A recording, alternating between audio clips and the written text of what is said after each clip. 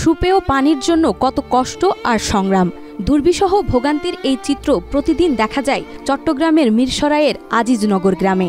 পানির জন্য এক সময় কান্নাকাটি করি, কিলে করি, আমরা ছেলে মেয়ে অনেক কষ্ট। পুরো গ্রামবাসীর জন্য মাত্র একটি টিউবওয়েল, সেটিও মাটির 30 থেকে 40 ফুট নিচে। প্রতিদিন হাড় ভাঙা পরিশ্রম করে সিঁড়ি বেয়ে নিচে নামতে হয় শুধু এক কলসি পানির জন্য। খাওয়া, গোসল, রান্নাবান্না, এমনকি গবাদি পশুর দেখভালের জন্য নির্ভর করতে হয় এই একমাত্র উৎসের ওপর। আমরা অনেক কষ্ট করতেছি। এখানে 20 থেকে 25 ফ্যামিলি, আমরা 200 লোকের উপরে আছি ছেলে মেয়ে নিয়ে।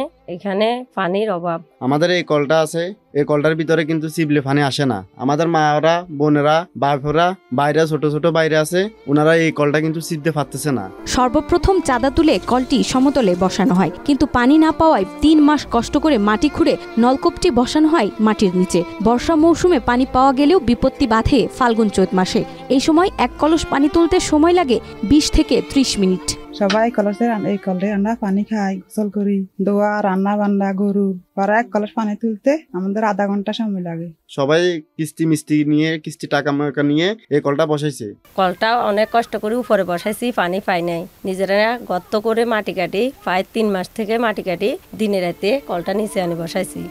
সামনেই আসছে রমজান মাস, সেই সময় পানি একদমই পাওয়া যাবে না বলে দাবি করে এলাকাবাসী। ওই সময় ভোগান্তির কথা মনে পড়েই চোখ ভিজে যায় তাদের। আসে সামনে রমজান, আমাদের কষ্টের বিষয়। রোজা থাকে, পানিটা তুলতে আমরা পারবো না, আমরা অনেক কষ্ট। রোজার আর আসতে 20-25 দিন আছে, তো তাহলে এই 20-25 দিনে মানুষ সারাদিন উপাস থাকবে, আল্লাহর দরবারে সারাদিন কান্না করবে।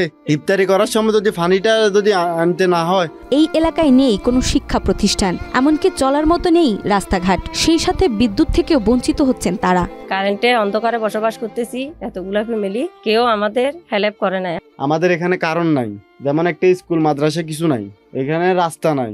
এখানে মনে করেন একটা রোগী নিয়ে রাত্রে যাইতে হইলে, দিনে যাইতে হইলে, বর্ষাকালে যদি গাড়ি ফোন করি, রাত্রে এখানে আসে না। এলাকাবাসীর দাবি অচিরেই সরকারি হস্তক্ষেপে এখানে একটি গভীর নলকূপ তৈরি করা হোক, যেন সর্বদা পানি পায় তারা।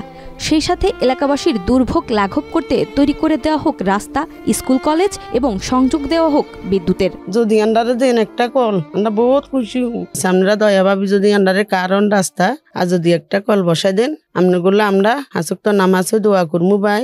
আমাদেরকে একটি ভালো একটা ডিপের দেওয়ার ব্যবস্থা করেন, যেন আমরা সবাই পানি খেতে পারি, কষ্ট জানা না হয়। আপনাদের কাছে আমাদের একটা অনুরোধ, আপনারা আমাদেরকে একটা ভালো একটা কল দেন, আমাদের রাস্তাটা ভালোভাবে করে দেন, একটা স্কুল করেন। আর একটা কারণ, আমরা তো আপনাদের দেশেরই লোক, তা আপনারা যদি আমাদেরকে সাপোর্ট না করেন, আমাদেরকে সাপোর্ট করবে কে? সরকারি সহযোগিতা কিংবা বিত্তবানদের সহযোগিতায় দুঃখ ঘুচুক আজিজনগর এলাকাবাসীর। প্রত্যাশা, ভালো থাকুক প্রতিটি পরিবার।